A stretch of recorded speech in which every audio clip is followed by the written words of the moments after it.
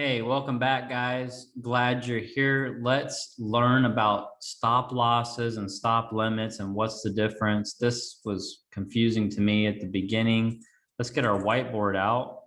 Let's make this not confusing. So I always like to think of a stop loss as the market order. And in a previous video, when I taught you how to buy a stock at market or limit, market just means you buy it at the most available price that you can get it at. It might be lower or higher than what you think, but you're just trying to get out. You are jumping off the ship as quick as possible. Okay. There's no second thoughts. The limit is when you're telling the broker that you have to get a certain amount before you're willing to sell. So a stop loss is you're just stopping the loss. Like think of it like that, like stopping the loss as quickly as possible. It's a market order. The limit is when you're being specific with what you have to get out at. Okay, you've got conditions. So stop loss. Okay, we got a stop loss. Example, you tell your broker that you want to sell this stock at $100 no matter what. Okay, and the stock is up here at 110. It does this number, it comes down. And then when it gets around the 100 area, it triggers a order to sell your stock, and it just gets it out at the next best price. So let's say the next best price was $99.50. You say, why is that? Because you look at the stock was going in a downward trend. Everyone was jumping off the boat. Okay. So there was nobody willing to sell it at 100. Nobody could sell it at 100. So they had to sell it at $99.50. So, yeah, so basically there were no buyers at that price. So nobody wanted to buy. They wanted to buy it cheaper. So you couldn't get out at 100, but you did tell your broker you wanted to out at 100. You just couldn't get out that price, but it did trigger him to jump into the floor and get it as quick as possible. So pretty fair. You know, you got out at a pretty fair price. Your stop limit, of course, is you've got limits, you've got limitations, you have a condition, and you do the same thing. 100, your broker must sell you out at 100. He can't allow you to get out at $99.50 or $99.99. It's going to be 100 flat. So same scenario, goes down, down, down, down. And once it hits that 100, he couldn't get you at 100. Nobody would buy at 100. People wanted to buy cheap, cheap, cheap because it's going down. So the problem is that you get stuck and you're hanging up here at 100. You're just waiting for this thing to come back. And now it's going down like, 95, 93, and you're sweating bullets and you're saying prayers and kicking yourself in the butt, wishing you would have just put in a stop loss. I don't know the actual advantage of a stop limit versus a stop loss. I've always tended to think of a stop loss as pretty much always being the best choice. The only time a stop limit would be better for you is if the stock, flattened up and then came back and then it actually hit that 100. You would be better than you would have getting the stop loss where it got you out at like 99.50. Okay. And sometimes this price will be worse. So sometimes, yeah, a stop limit would you're basically limiting how much you can lose. Like, in your head, you will exactly get that amount. Whereas with the loss, you're not always sure. But again, guys, you can get so screwed with this stop limit. The stock can also gap down where there's not even a market. Like, it's moving so fast and going down so quickly that there's not even a market. And you could lose 20% on this stock because you're being stubborn up here and telling them what you want. I always think just get out with whatever the market will let you get out with. Okay. If you've lost money and you want to get out, just get out. I don't know what the big deal is with waiting and trying to scam the market. It's just not going to work. So are there times to use this? Yes. Let me know what you think about in the comments. I just can't figure out, when the best time is to use that. I always use a stop loss when I'm using that technique. Okay. Now that you know the difference between stop loss is market, get out as quick as possible. Stop limit is I've given you conditions, I'm being picky, I don't want you to sell me out at just any old price. Okay, what is a trailing stop loss and trailing stop limit? Well, it's just trailing just means that this thing trails behind you. It's like an annoying little brother that just follows you everywhere, okay? Now imagine you're climbing a mountain, like a cliff, and imagine that's like a stock, right? If you ever seen people that climb cliffs, they will use safety ropes every 10 or 15, 20 feet to save them in case they fall, okay? So here's a guy, let's say you start out down here. Okay, you're going to climb this mountain. This is actually a stock, but let's say it's a mountain at 100 feet. When you get to 130 feet, okay, you're definitely going to want to have some kind of rope. Okay, you've got your rope there. And you put your rope in at 10 feet. It's a 10-foot rope so that the most you can fall, once you get to 130, the most you can fall is down to 120. So you only fall 10 feet, not 30 feet, okay? Now, your stop loss is like not having a rope at all. Your stop loss without trailing, the one we just talked about, is like you just, when you fall, you can go all the way down to 100. You can't go further than 100, but you lose everything that you made up to that point. The trailing thing, again, it's like this rope that follows you, and then it'll let you fall a little bit, but it won't let you fall all the way. So you just keep climbing this thing. You get all the way up to like 170.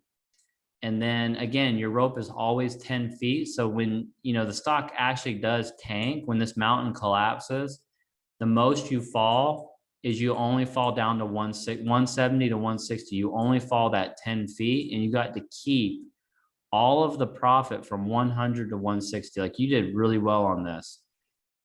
And so that's really cool. Yeah. So how does the broker then calculate how to use your trailing stop? Let's look at that real quick.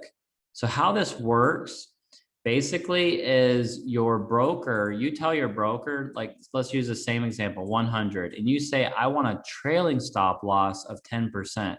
So only sell this if it goes 10% down from the last price. This is the difference. It's not the price that you bought it at a month ago or last year. It's the price that it's trading at the close of the day. So let's say you bought this stock back in April. Okay, and right now it's June. It's been a couple months. And now the stock is trading at, I don't know, 110. If you've had a 10% trailing stop loss this whole time and you haven't been kicked out, the broker doesn't even care about this 100. He only sees, it's like he's blind and he only sees the 110. He's only going to look at the price from the last trading day. So yesterday it traded at 110. All he cares about is that price and your limit. So he's going to say, okay, I'm only going to sell this if it goes down 10% from 110. Okay. The next day, the stock goes up and now it's at 115. Same thing. He only sees this 115. Okay. And again, 10%. So only if it goes down $11.50 will I sell it. Same thing. Okay. Now, one day it goes down. It goes down and it was at 120 and it goes down $14. Okay. What is 10% of 120 would be $12. So it went down more than 10%. Okay. So it'll sell you out when it hits the 10% mark. This is your safety rope. So it'll sell you out at something like $12 down from 120, which is like 108. Okay. So you still got to make the difference between 100 and 108, which is really cool. So this follows you all the way up the mountain with your safety rope. Okay. And the limit, trailing stop limit, is just apply what we learned about limits versus losses. You're just giving a specific price. Okay. Trailing stop loss, you can do a percentage or you can do a dollar amount. You can choose. So for example, on $100 stock, you can tell the broker to do your trailing. You can make your safety rope a dollar amount, like 10 bucks, or you can make it a percentage of like 10%. Just you get to decide how you want to do that. Okay. I typically would do percentage because I don't know, gives it more wiggle room when it grows versus a dollar amount. You know, when a stock doubles in price, the original dollar amount should kind of change in your mind of what you're willing to risk and what you're willing to win. Percentage just does all that work for you. So I'm just going to give my 5-star rating to the trailing stop loss. It is, I think, one of the best things that helps you keep your profits, still saves you from massive losses, does all the calculations for you. It works in percentages. Just trailing stop loss is what I almost always use if I'm using some kind of stop loss. So that's about all I have. I will tell you one disadvantage of the trailing stop loss versus the regular stop loss. Okay. $100. This is our stop loss, no trailing, no safety rope. This just tells the broker to sell you at a certain point. Our stock goes up, up, up, up, and then it tanks down. Okay. And then it goes way up and it tanks way down, but then it goes all the way up. Okay. In this scenario, okay, let's say this is 1 year, you're going for a really long time and it goes all the way to 150. You made 50% on this stock. If you would have only had a stop loss down here, no trail, you would have made this full amount of 100 to 150. Like you made the full amount, okay? Because you don't get kicked out because it never goes all the way down. If you would have had a trailing stop loss of, let's say, 10%, you had your safety rope of 10%, your 10-foot rope. Sometime when you got like around here, okay, there was a big fall and it saved you at, let's say this is like 130 and you got kicked out. That's the disadvantage of a trailing stop versus just a traditional stop loss. Like you're a lot tighter and you're going to get kicked out easier by dips and by pullbacks.